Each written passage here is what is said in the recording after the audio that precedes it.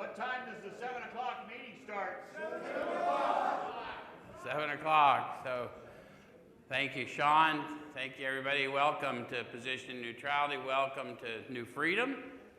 I'm glad we got a hoot out of that. Is everybody a little sleepy tonight? Yeah, it's cold weather to do that to you. We open every meeting of Position Neutrality with a prayer, and Chaplain Lee's in the house. Come on and stand to your feet all over the room. All right, let us pray. Father, we thank you again today for another day that you have blessed us to see. As of yesterday, today was not promised, but you saw fit for us to step into it. So we thank you. We thank you for tonight. We thank you for the opportunity to come together in unity. And God, we just ask you and invite you in to use your manservant to speak the words that you would have him to speak to those of us that are here tonight, because we know it's a direct hit from heaven. We know, God, that you are already in charge of all things, knowing all things, and ready to move on all things. So we thank you in advance for the lives of those that are on their way, those that are here. And we give you the praise in advance for all that you're about to do. We thank you, we praise you, we glorify you, magnify you, and give you all the honor. In the mighty name of Jesus we pray. Let everyone say, amen. Thank you, Chap. Well, we got to get more lively than this, guys. Yeah, you got to make noise like there was 300 of you in here. So, anyone in here for the first time tonight? A few of you, good. First of all, welcome. Second, let us warn you in advance, you're liable to perceive us just a little different than other meetings of other fellowships you may have attended. And the primary reason that's liable to happen is we intend for you to have a different experience here. So what we do here is we take a look at the suggested instruction for a step or so a week, directly out of this book, and we use this book in 12-Step Recovery. Why? The process described by the authors of this book's been proven to work for addicts of the hopeless variety, addicts to alcohol and other substances, yeah? So what we try and do here is show you how to find your experience in the book, and the way I do that is I show you how I find my experience in the book and encourage you to have yours. Does that make sense? And I'll show you why we do it just exactly that way in 1 second. If you have a book, you want to go to the forward to the first edition. We're in a step 1 night, so we're going to start. And it's forward to the first edition. They start out with the big W, we. Of Alcoholics Anonymous are more than 100 men and women who have recovered from a seemingly hopeless state of mind and body. To show other alcoholics precisely how we have recovered is the main purpose of this book. So if you internalize what they said, who are the authors of this book?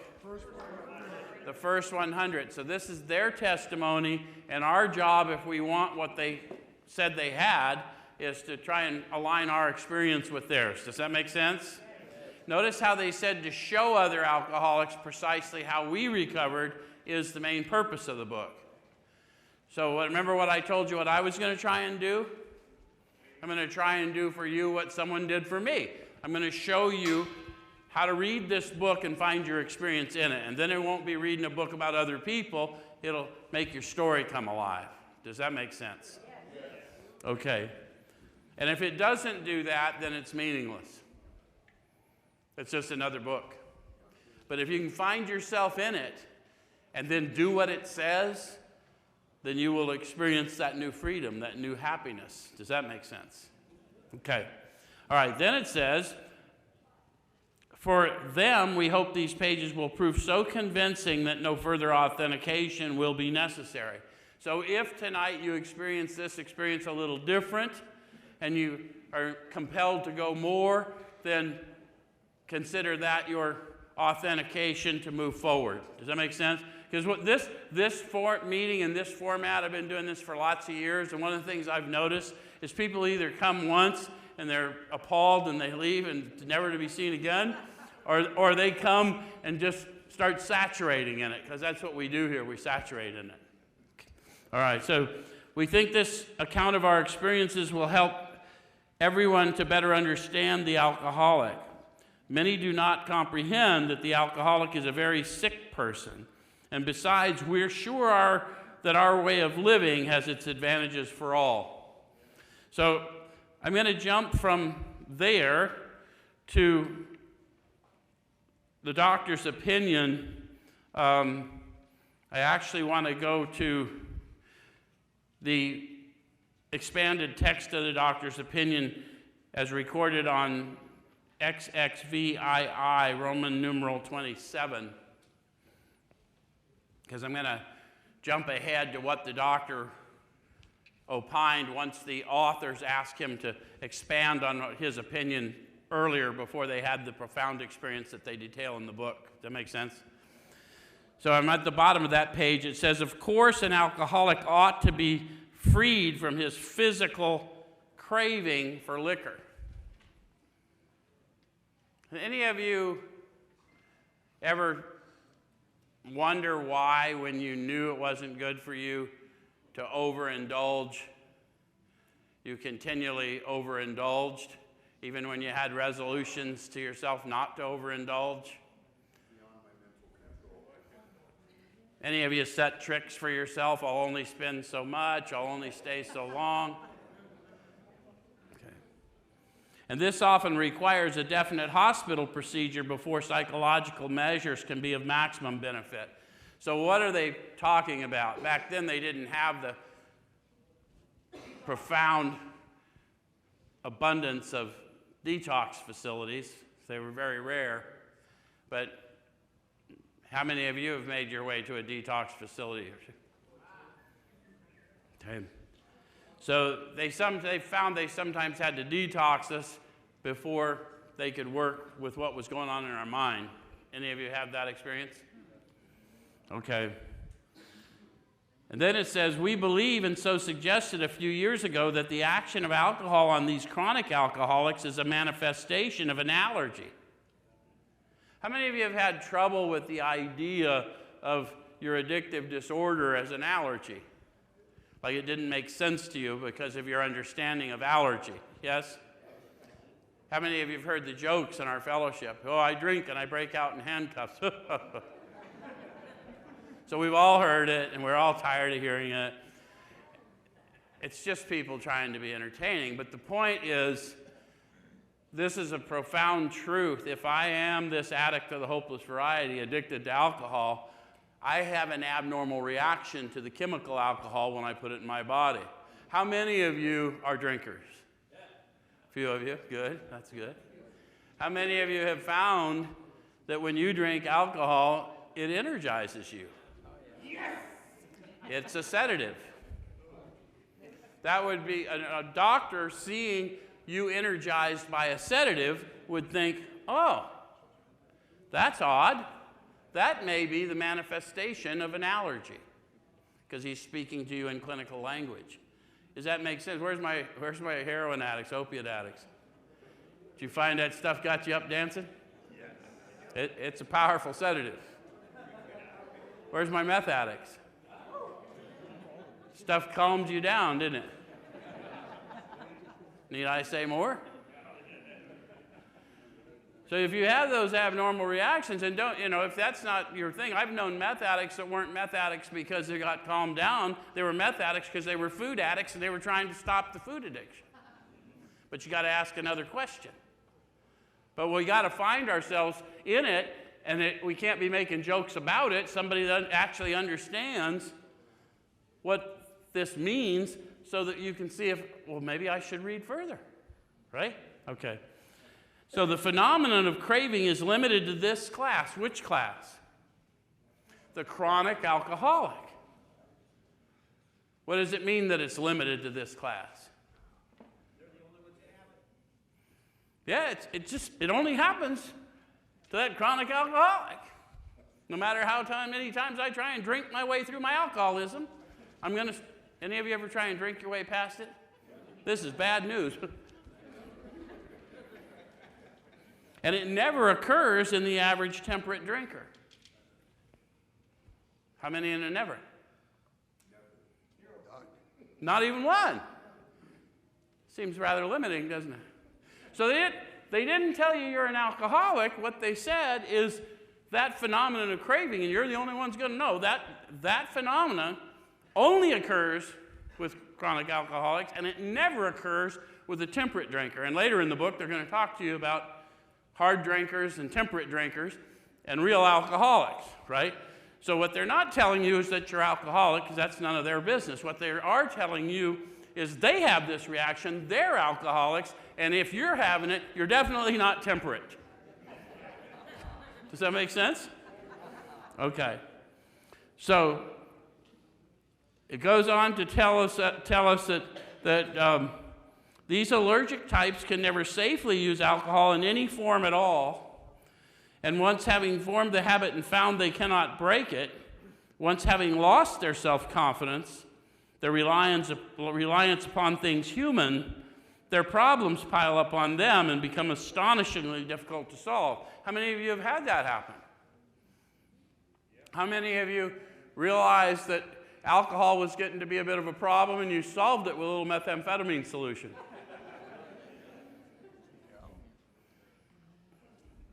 So any form at all. Not saying chemically any form. Anytime I block my consciousness, I'm at grave risk to return to the freedom I found in those chemicals, even though I look enslaved by them. Does that make sense? Totally. Okay. So it says frothy emotional appeal seldom suffices. How many of you had people beg you to stop? If you loved me, you'd stop. And you loved them, and you couldn't stop. The message which can interest and hold these alcoholic people must have depth and weight. So what I want to explain to you is I hear people talk about this, and they think it's a shock and awe campaign. I want to tell you how bad it was for me and want to tell me all about the circumstances. That was never it. Depth and weight means I need to speak to your soul. I need to tell you what I was like, not what it was like. I have no idea what it was like because it would have been intolerable. But what I was like was a dead man walking.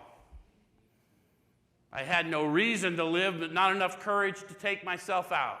So I did it one installment at a time every day, and I didn't believe it was ever going to change, and I didn't know when it was going to end, but I hoped I could block my consciousness just enough to get to the end. Some of you are feeling me. That's what we mean by depth and weight. Okay, all right. So in nearly all cases, their ideals must be grounded in a power greater than themselves if they are to recreate their life. That's the doctor's opinion. So then I'm going to run down to the bottom of the page. It says men and women drink essentially because they like the effect produced by alcohol. Yes.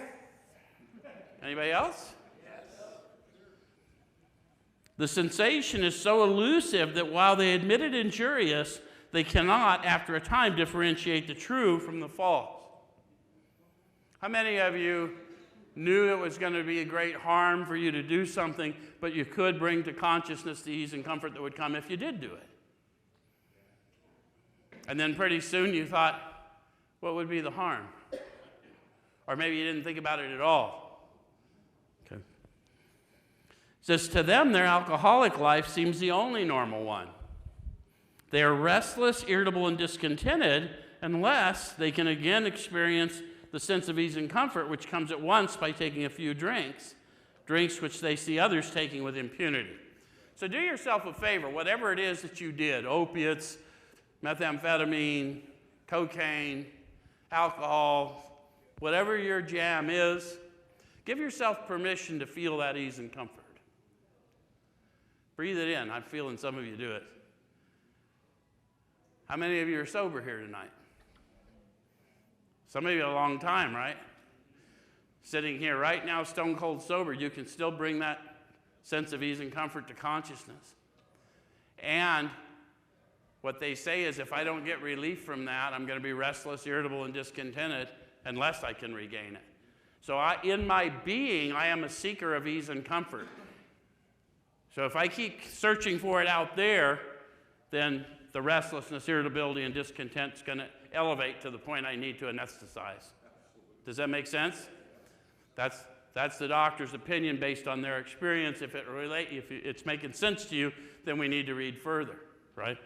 Okay, so it says, after they have succumbed to the desire again, as so many do, and the phenomenon of craving develops, they pass through the well-known stages of a spree, emerging remorseful with a firm resolution not to drink again. How many of you have had that happen? Not to use again, not to drink again. Oops, here I go. How many of you took it to ridiculous places? Full degradation. Like that place you were never going to go, just cruised right past that.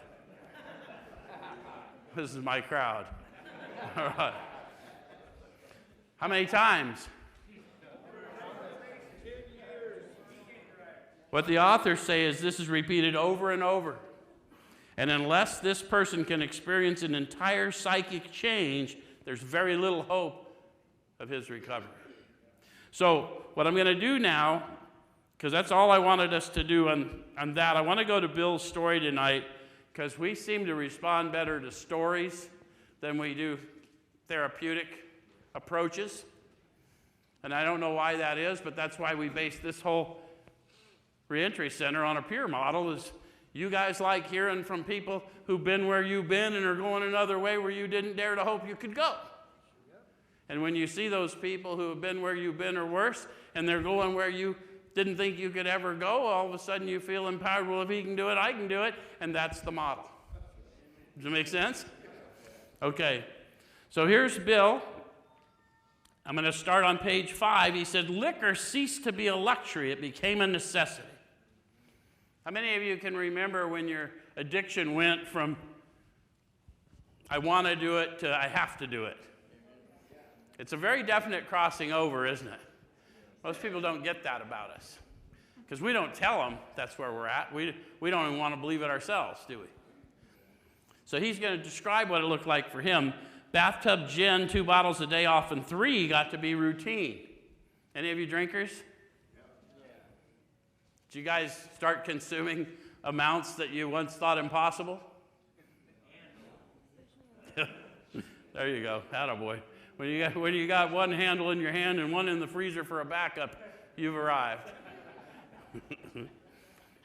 Sometimes a small deal would net a few $100 and I'd pay my bills at the bars and delicatessens. This went on endlessly, and I began to waken very early in the morning, shaking violently. Can you relate to him? Doesn't matter what it is you were doing. That's generally what would happen. If you were doing methamphetamines and cocaine, you didn't really so much awaken as perk up. A tumbler full of gin followed by half a dozen bottles of beer would be required if I were to eat any breakfast. He's intentional with his words. Do you remember when you had to get enough in you just to go do the very simple things just to get some more for your backup for later? Like it's a full-time job to stay that screwed up, right? It's like, what do you mean I couldn't come to work? Why would I go to work? This is my job. Nevertheless, I still thought I could control the situation. I want to point that out to you because often when you're new in recovery, you don't believe that you've got a mental illness. You think you have a problem of choice. You can't make a choice with an unsound mind. So we got to analyze how we've been thinking and see if we saw it in somebody else, if we would find it sound thinking, right? So he has to have a half a dozen bottles of ale in order to get any sustenance. He's drinking and waking up shaking violently. He's going through all this stuff. He's run up tabs everywhere. But I got this shit. You relate to him? All evidence suggests I do not have it. Right? Okay.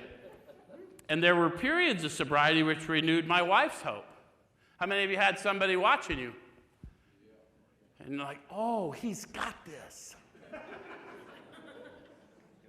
And we're thinking to ourselves, I hope she's not easily disappointed. Right? Or he, whoever. Whatever flavor you're working on, it don't matter to me. Okay, gradually things got worse. Sean finds that funny. So he's going to describe, Sean's laughing because he's read the book, but look at how he describes gradually. The house was taken over by the mortgage holder. How many of you guys didn't pay the rent for a while? It takes a few months before they come and take it and sell it at the sheriff's sale. Maybe even a year or more. Bill says gradually. Like, when did this happen? My mother-in-law died. My wife and father-in-law became ill. Then I got a promising business opportunity. Stocks were at a low point of 1932, and I had somehow formed a group to buy. I was to share generously in the profits.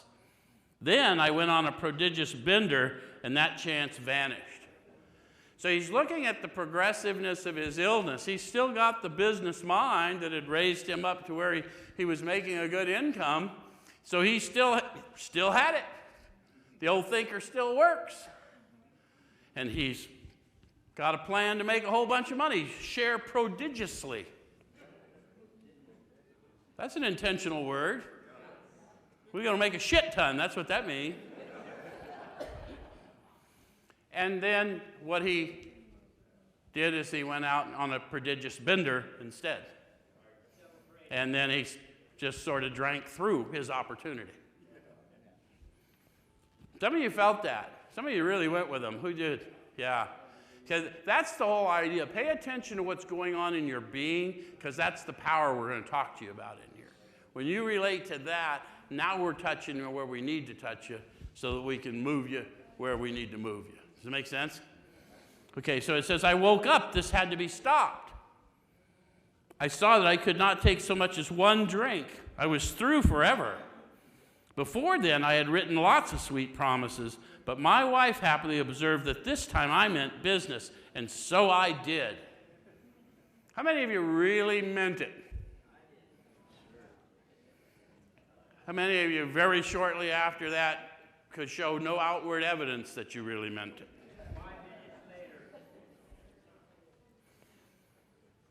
So we understand now that this is not rational behavior. This is a head full of knowledge of what's going on and no ability to act outwardly as if I understood the severity of my condition. See what he's describing for us? How many of you lived through that? See, because it's easier to see it outside. How many of you, no matter how bad you got, maintained that friend who was just a little worse than you? At least I ain't that bad yet. They get harder to find after a while. You take the south part. But the reality is that's how we see, isn't it? I can clearly see their problem. They're just drinking that cheap stuff. Whatever. Anyway. Shortly afterward, I came home drunk. How many of you went with him there? He really meant it. He really meant it. And then, so now he's going to talk about what that disappointment, that self-disappointment, that self-loathing feels like. There had been no fight. Where had been my high resolve? Now he's desperately seeking. How many of you were there? Even if you didn't share it that way, just where in the hell did that go? I simply didn't know. It hadn't even come to mind. Someone had pushed a drink my way and I had taken it. Was I crazy? How many of you got to that point with drinking or drugs and you just knew your housing was dependent on it, your family was dependent on it, your employment, your freedom maybe was dependent on it? And yet, oh well. I began to wonder, for such an appalling lack of perspective seemed near being just that. So Bill's telling you what he means when we talk about insanity of alcoholism is an appalling lack of perspective. And I call that to your attention because over the years, people have adopted the little phrase, doing the same thing, expecting a different result. And because we hear it so often, we think that's what they're talking about. But how many of you, like me, did the same thing with no expectation of a different result. Yeah, this is going to suck. Watch. Yeah?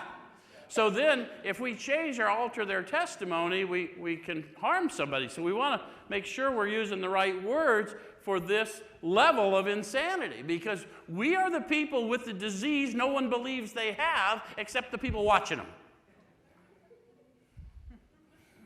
Okay. All right, so then it says, renewing my resolve, I tried again. Some time passed, and confidence began to be replaced by cocksureness. What's he mean by that? Exactly right, Lance. How many of you went in and got your 24-hour chip and maybe stopped shaking or started sleeping within 2 or 3 days, and by the end of a week, you're just can't wait to get that 30-day thing? Or I don't know, they give a chip for every day you breathe nowadays. I don't, once upon a time that wasn't that way. You actually had to get a little distance between you and the. But so when I start thinking that I got this, not thinking about the fact that I never had this, what ends up happening is I'm confusing my experience of grace with the illusion of control. Does that make sense? Did that land?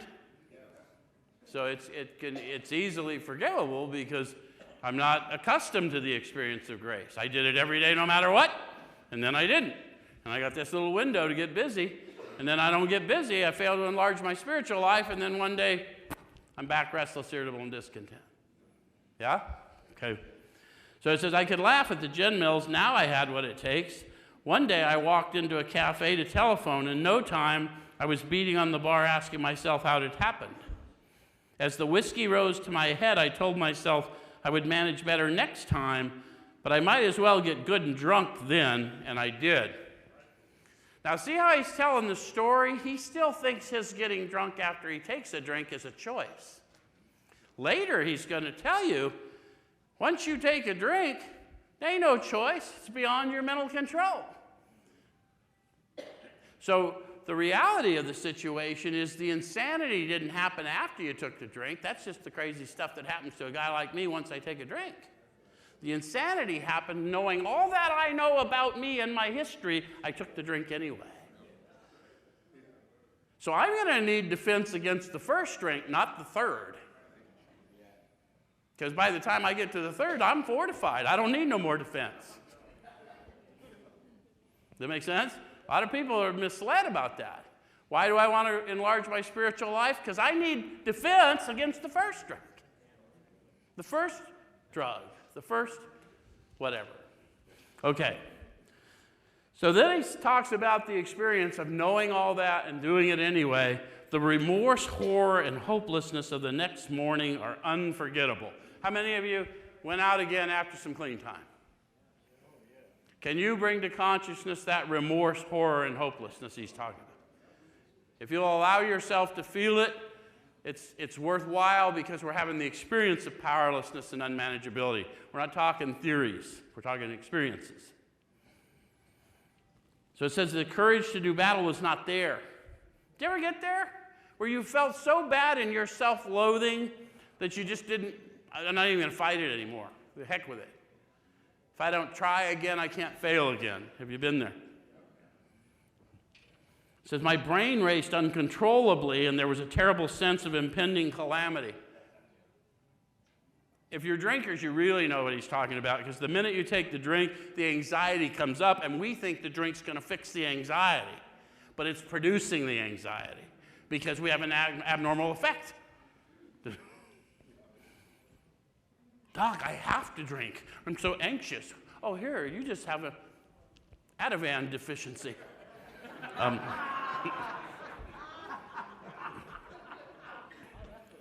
I hardly dared cross the street lest I would collapse and be run down by an early morning truck, for it was scarcely daylight.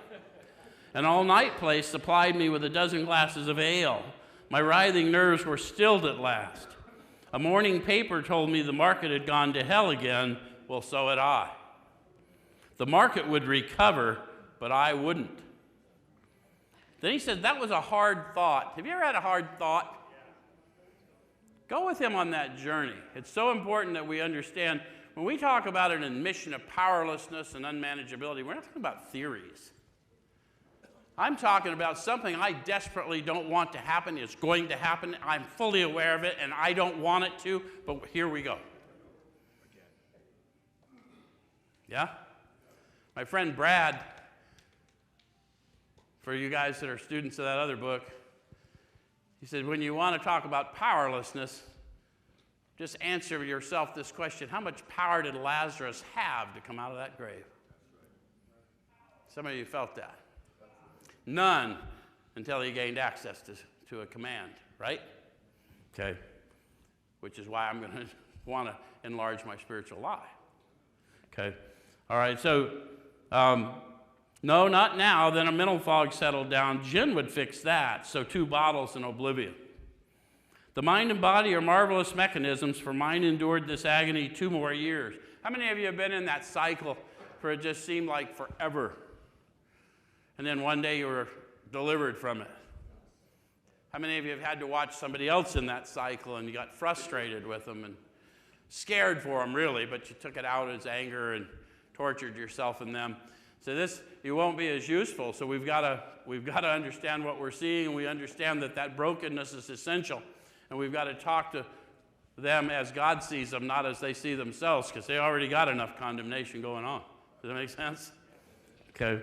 So sometimes I stole from my wife's slender purse when the morning terror and madness were on me. Any of you do that? Like 2 of you. The rest of you, I know you're like, who'd you steal from then? Where's my 12-steppers? How many of you had the 7th tradition money? Wayne and I. Okay. Again, I swayed dizzily before an open window or the medicine cabinet where there was poison, cursing myself for a weakling. There were flights from city to country and back as my wife and I sought escape. And then came the night when the physical and mental torture was so hellish, I feared I would burst through my window, sash and all. Somehow I managed to drag my mattress to a lower floor lest I suddenly leap. A doctor came with a heavy sedative. Any of you get to where you were medically in need of? How many of you found that the sedative was comforting?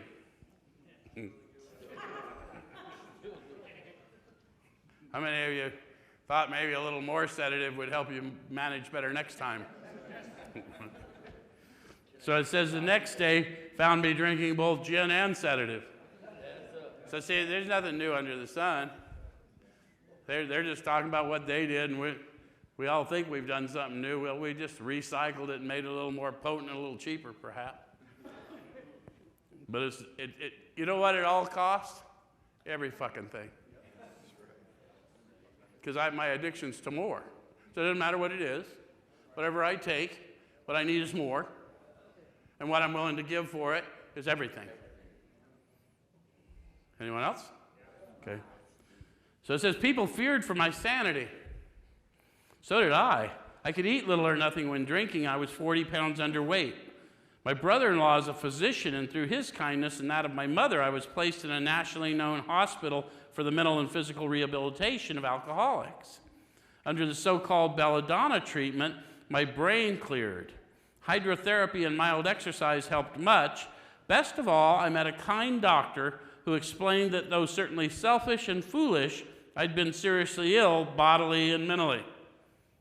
So Bill meets Dr. Silkworth, who we read from in the beginning, and starts to undergo his first treatment, yeah?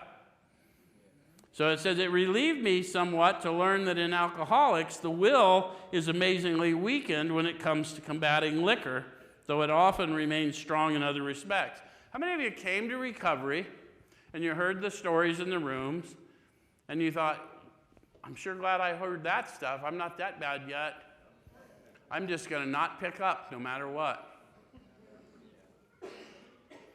Look, it's a common thing. Bill, there wasn't a fellowship to go to at that time, but Bill was relieved. The doctor said, you know, my will was weakened, but now that I have that knowledge, I will fortify my will. Anyone understand that?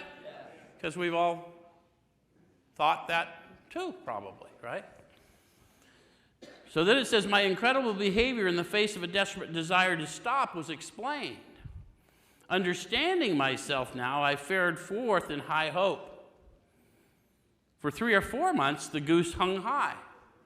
That's kind of weird terminology for 2024. What's he mean by the goose hung high? I got this shit. Sean brought it right home, right? Things are good. I'm sober. Wife's reasonably happy to see me. I went to town regularly and even made a little money. Surely this was the answer, self-knowledge. So how many of you had some self-knowledge? How many of you found that was good as far as it went? Okay. So it says, but it was not, for the frightful day came when I drank once more. So he's been to one treatment. Now he's drinking again. He's on his way to his next treatment. How many of you have been to more than one treatment?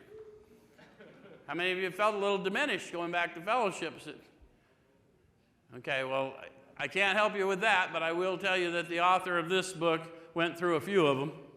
And you can get it on the first take, but most didn't. Most of them had to, once we get introduced to something, then we got to go test drive it a little.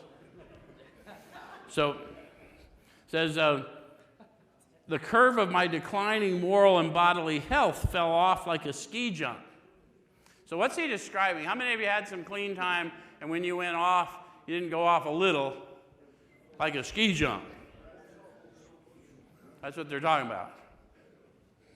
So after a time, I returned to the hospital. So now we're back for treatment too. Yeah? That he documents. How about, we don't know what else was. So this was the finish, the curtain, it seemed to me. My weary and despairing wife was informed that it would all end with heart failure during delirium tremens, or I would develop a wet brain perhaps within a year. She would soon have to give me over to the undertaker or the asylum. How many of you had a doctor tell you or your loved ones, if you didn't stop, you're going to die? How many of you were unimpressed with that news? I'm going to die, I know. Can you tell me when? That would be an interesting little piece of information. I'm not trying to be glib. I'm talking about the mindset, right? Okay. So they did not need to tell me. I knew. So he's talking to what we knew too. And almost welcomed the idea. So he just said the same thing in a little different way than I just said it to you. Yeah? So it was a devastating blow to my pride. How many of you, when you finally started to realize that you probably were not going to get out of this nonsense? How many of you can still think about how that felt? I, who had thought so well of myself and my abilities, of my capacity to surmount obstacles, was cornered at last. Now I was to plunge into the dark, joining that endless procession of sots who'd gone on before. I thought of my poor wife. There had been much happiness after all. What would I not give to make amends? But that was over now. Follow him on this thought. No word can tell of the loneliness and despair I found in that bitter morass of self-pity.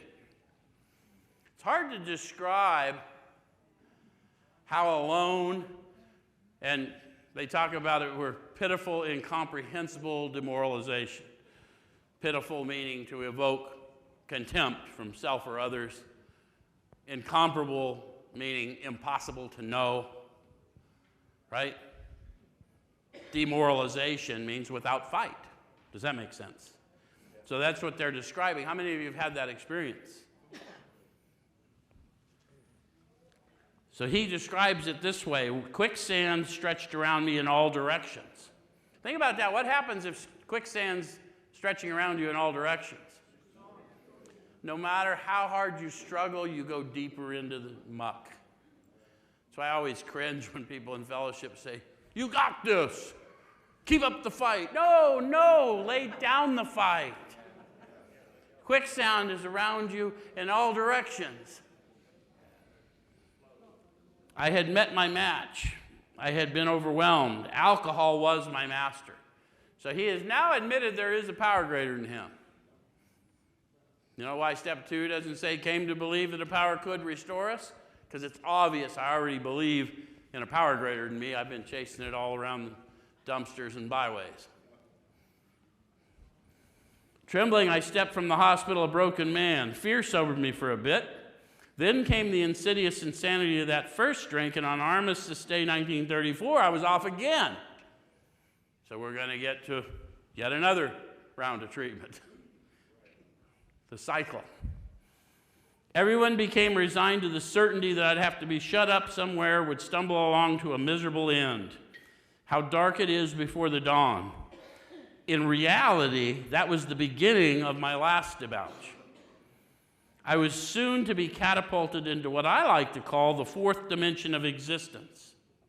So the fourth dimension of existence, people have opined about. He didn't really write that much about it, but if you'll think about it in the timing of things, what were the dimensions known to man at that time? Yeah, so this fourth dimension is beyond time and space. Yes? So if you're beyond time, where are you? You're in the now. Especially if you're beyond time and space. Where can you be but right here? Does it make it? So he got catapulted to an aware living situation. Does that make sense? Fully present in his own role. Some of you are feeling that. Who's feeling that? I'm feeling people feel that. Okay, good. And he talks about it. I was to know happiness, peace, and usefulness in a way of life that is incredibly more wonderful as time passes. So he has described for you the progressiveness of his illness, and now he's starting to introduce you to the progressiveness of his recovered state, his consciousness, his awakening. Does that make sense? Okay. So it says, near the end of that bleak November, I sat drinking in my kitchen. With a certain satisfaction, I reflected there was enough gin concealed about the house to carry me through that night and the next day. My wife was at work, and I wondered whether I dared hide a full bottle of gin near the head of our bed. I would need it before daylight. Where's my drinkers? Were you hiders?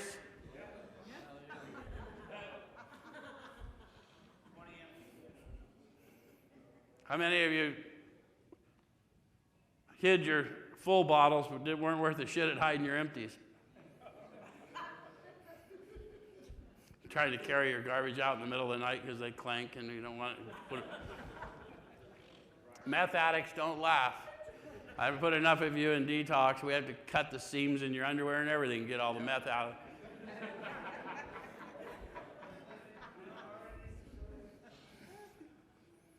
My musing was interrupted by the telephone. The cheery voice of an old school friend asked if he might come over. He was sober. Bill wrote that in italics because he wanted to call your attention to the miracle. This is the one guy that's worse than Bill. As bad as he got, that's that guy that's worse than him. So he's calling him, and that usually means we're gonna get hammered.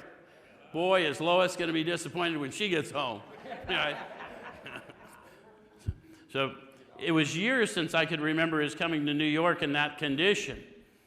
I was amazed. So he really wants you to get how impossible it is for what he's hearing. Rumor had it that he'd been committed for alcoholic insanity. I wondered how he had escaped. This guy must have busted out. Of course he would have dinner, and then I could drink openly with him, unmindful of his welfare. I thought only of recapturing the spirit of other days. Any of you ever had somebody that you knew was new to recovery, and then you got around them and you kind of took lightly their effort to be in recovered state, and you went ahead and either drank around them or encouraged them? A lot of us make that mistake, and that's why we're going to serve for the rest of our lives, because we're a little, cavalier about people's condition. So there was that time we had chartered an airplane to complete a jag. His coming was an oasis in this dreary desert of futility. The very thing, an oasis. Drinkers are like that. So conjure in your mind what he's trying to tell you. What is an oasis?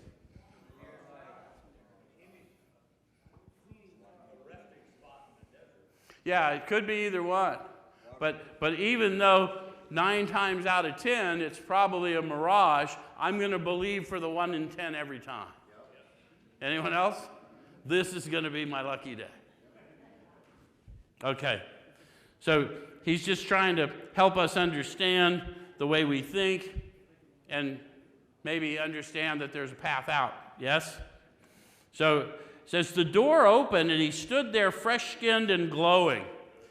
So now this is Bill talking about his drinking friend.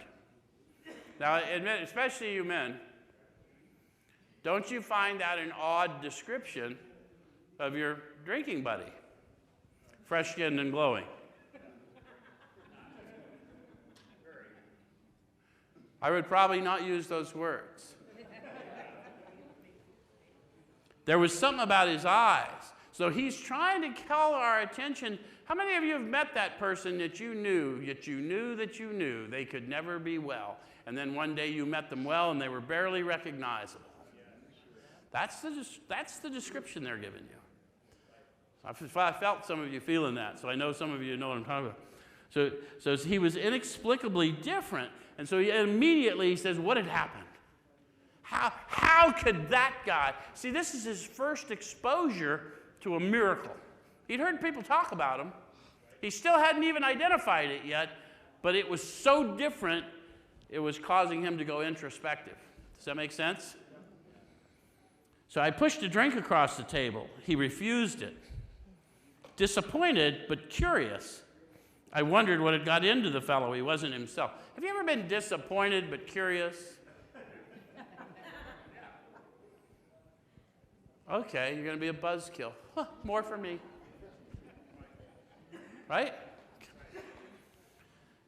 So he has to ask, come, what's all this about? I queried. He looked straight at me, simply but smilingly. He said, I've got religion. I felt some of you feel that too. Doesn't matter what your religious belief is, does it? I'm sitting there drunk and drinking, and I'm about to twist off, and I asked this cat, who was always worse than me, what up? And he says, I've got religion, and the fun meter just went, oh boy, this is going to suck, right? We are about to get a sermon. So understand, that's what he thought. And now here's the experience. I was aghast, so that was it. Last summer, an alcoholic crackpot. Now I suspected a little cracked about religion. He had that starry-eyed look. Yes, the old boy was on fire, all right. But bless his heart, let him rant. Besides, my gin will last longer than his preaching. So that was his expectation. I can drink his drone away. Watch me. Here's the problem. He did no ranting. In a matter-of-fact way, he told how 2 men had appeared in court persuading the judge to suspend his commitment. They had told of a simple religious idea and a practical program of action. That was 2 months ago, and the result was self-evident. It worked. We've shied away from telling people what these guys knew we had to tell them. We do have a simple religious idea. I don't know why there's such an argument around that. What we are telling you, this simple idea, is the power to live is in you, although not of you. And we have a practical program of action that will prove that fact to you, through you, if you'll just do what is suggested. And there's no reason for him not to believe it, because he was just matter-of-fact saying, this is what happened for me. I had nothing to do with it. Bill, you know they would never let me out, or you know what a crazy crackpot I am. So, said he had come to pass his experience along to me if I cared to have it. The authors of this book use the words they mean, and they mean the words they say. They're very intentional. They checked it amongst 100 of them, probably a fewer than 100, but they used the number, but whatever. A bunch of them reading a thesaurus and a dictionary. So he didn't come to share a fellowship. He didn't come to share advice. He came to share that experience, that recovered state with him as evidence that this power that's now animating him, it was going to work for Bill. Does that make sense? So it said, I was shocked but interested. Have you ever been shocked but interested? What's the catch? What do you get out of it? We're skeptics, right? No matter how desperate we are. It says, certainly I was interested. I had to be, for I was hopeless. He talked for hours. Childhood memories rose before me. I could almost hear the sound of the preacher's voice as I sat on still Sundays way over there on the hillside. There was that proffered temperance pledge I never signed. My grandfather's good-natured contempt of some church folk and their doings. His insistence that the spheres really had their music, but his denial of the preacher's right to tell him how he must listen. His fearlessness as he spoke of these things just before he died. These recollections welled up from the past, and they made me swallow hard. He's talking about now having had this profound experience with Ebby, and Ebby's still talking to him and telling him, sharing more and more of his story, and he's starting to reflect on his experiences.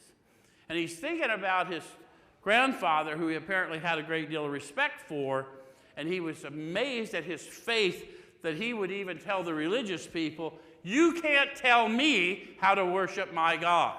Even to the point of death, he was that certain of who he was and whose he was. And so he said that made him swallow hard. How many of you had some profound truth hit you, and all of a sudden you're like pushing back some emotion? So they're talking about a movement within him, aren't they? And some of you had it because I felt you have it. Okay. So then he's going to talk about some more of that. He said that wartime day in the old Winchester Cathedral came back again. So if you read it in the earlier part of his story, he talked about going to war. He was scared. He went into the churchyard. He saw a gravestone of a soldier who had survived war and then drank himself to death. So that's coming back to him because he's an old soldier who survived war. Now he's drinking himself to death. Starting to make sense?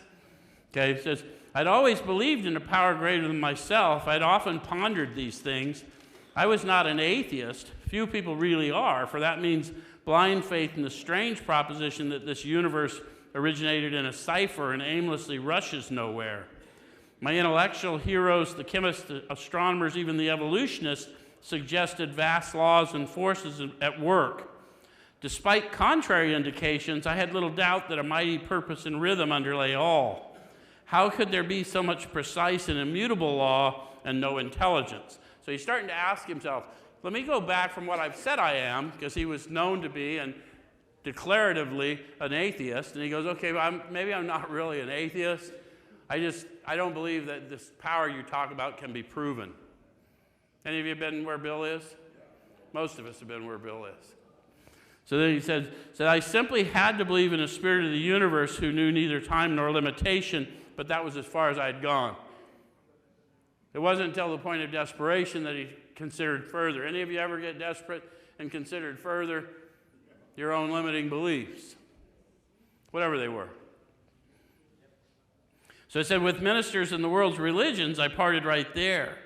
When they talked of a God personal to me, who was love, superhuman strength, and direction, I became irritated, and my mind snapped shut against such a theory. Any of you relate to that?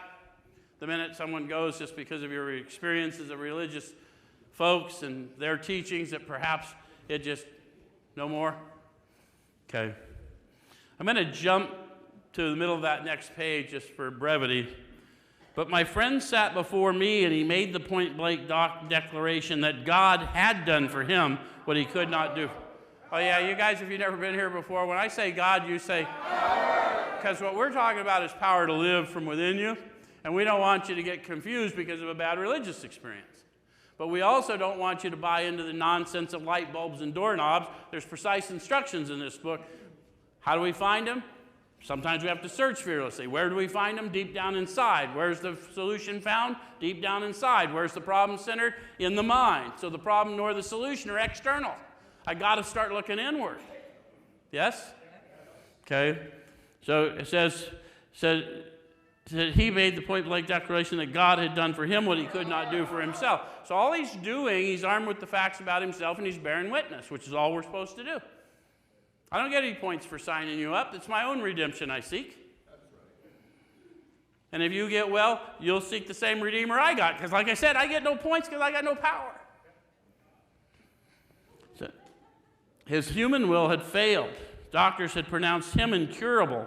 Society was about to lock him up. Then he had in effect been raised from the dead, suddenly taken from a scrap heap to a level of life better than the best he'd ever known. How many of you can relate to that description? Like total degradation, ain't nothing going good, not even a desire hardly creeping up to do better, and then all of a sudden, no more scrap, get to walking. Anyone know what he's talking about? That's what it is to be recovered. There's arguments over the years in the fellowships that recovering. No, if they'd have meant recovering, they'd have said that. They said recovered. But you'll remember back then there was no disease called alcoholism or addiction. So they were using a mining term, not a medical term, and they were talking about to recover a mineral or something. They'll sometimes use a recovery method from a scrap heap, and they'll extract something infinitely valuable. How many of you have, when you got properly armed with the facts about yourself, thought some of the lowest parts of your life were infinitely valuable to help others avert suffering? Some of you are feeling that. That you're feeling, that's happening in you. That's not coming from here. We're just sharing depth and weight in here. We're talking about the tangible sensory power that is God. Does that make sense? Okay. So then he says, had this power originated in him? He's asking the question. And he's thinking logically now, obviously it did not. There's no more power in him than there was in me at that minute, and this was none at all. So Bill's drunk and drinking. Ebby is stone cold sober watching him drink, bearing witness, and he realizes he's gained access to something I desperately need. I have to at least be willing to pursue it. Does that make sense? So it says that floored me. It began to look as though religious people were right after all. Here was something at work in the human heart which had done the impossible. My ideas about miracles were drastically revised right then. Never mind the musty past. Here sat a miracle directly across the kitchen table. He shouted great tidings. So now he knows what he saw when he came to the door. He now has done enough introspection to know he is indeed seeing the miracle being displayed for him, because that miracle is the shadow of the miracle he's walking into. Does that make sense? Because from this point, he's going to treatment one more time. Remember, he told you that was the beginning of his last debauch. But now someone's modeled for him the possibility of getting out of impossibility. So I saw that my friend was much more than inwardly reorganized. He was on a different footing. His roots grasp a new soil. I want to jump down to the bottom of that page.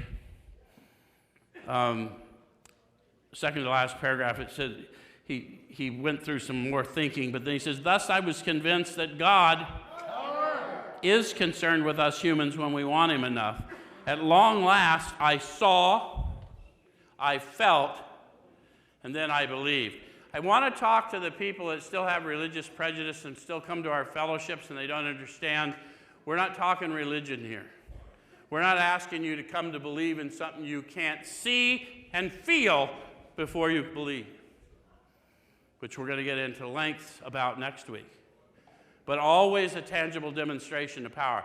Any of you that felt what I'm talking to you about, not heard what I'm talking about, felt what I'm talking about, you've already encountered this power we're talking about. Does that make sense? So then it says, the scales of pride and prejudice fell from my eyes. A new world came into view. How many of you saw differently when you finally realized, wow, there's something happening for me? So then he's talking about his time in the churchyard, and we're going to wrap it up. The real significance of my experience in the cathedral burst upon me. For a brief moment, I had needed and wanted God. There had been a humble willingness to have him with me, and he came. Didn't take any more than that. He says, but soon the sense of his presence had been blotted out by worldly clamors, mostly those within myself. And so it had been ever since, how blind I had been. So they're talking to us about acknowledging the power, but then making a decision rather rapidly about whether I'm going to pursue that power or I'm just going to try and block consciousness and exist in this miserable world the best I can. Does that make sense? It's not a threat, it's just his testimony. So it says that at the hospital I was separated from alcohol for the last time. Treatment seemed wise, for I showed signs of delirium tremens. There I humbly offered myself to God, as I then understood him, to do with me as he would. And I want to have you look at that. It isn't a God of your understanding. It's God as we understood him, and he just told you the profound experience of the Spirit and how his thinking started to change. And the God he then understood was tangible power within that had caused him to swallow hard and had caused him to reflect and caused him to understand the reflection of Evie standing before him. Does that make sense? So when we tell people it's the God of your understanding, it's just misleading. I'm not the creator of the creator. I'm the created. I don't need to create the creator.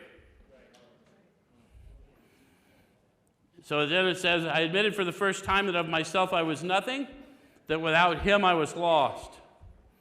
I ruthlessly faced my sins and became willing to have my newfound friend take them away root and branch. I've not had a drink since. Notice how he didn't say I have not had a problem since. My schoolmate visited me and I fully acquainted him with my problems and deficiencies. What's that sound like?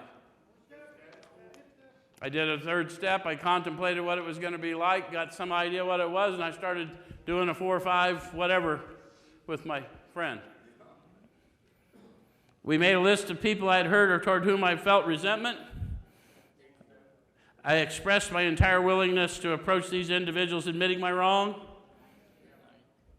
And never was I to be critical of them. I was to write all such matters to the utmost of my ability. I was to test my thinking by the new God consciousness within. God consciousness, the awareness of being aware of this power within. Yes? Common sense would thus become uncommon sense. I was to sit quietly when in doubt, only asking for direction and strength to meet my problems as he would have me. Never was I to pray for myself except as my request bore on my usefulness to others. Then only might I expect to receive, but that would be in great measure. And that's where we leave you. Next week we'll look at step 2. Thank you very much.